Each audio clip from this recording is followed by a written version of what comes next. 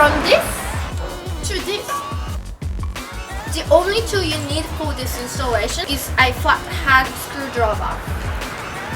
As a first step, you will need to remove the 6 pins on the top of the grill.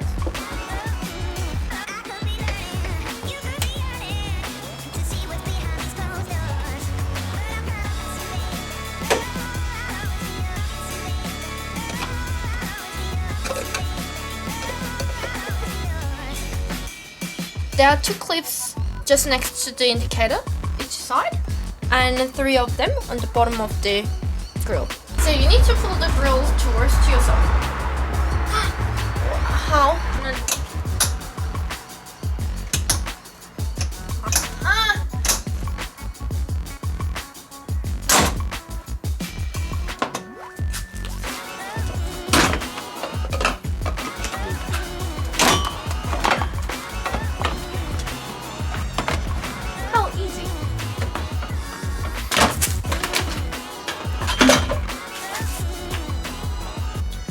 Now we need to remove the indicator lens.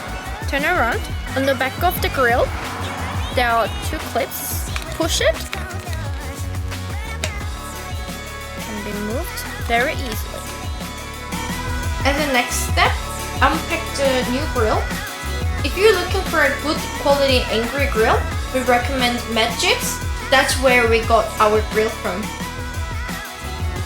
In the Jeep's Angry Grill package, there will be clips and rubber included. All you need to do is attach the clips and stick the rubber on top of the grill.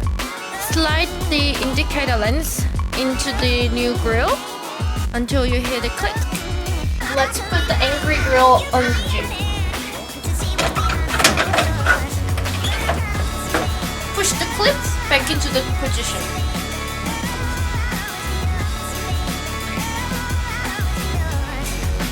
As a next step, put the pins back on the top of the grill.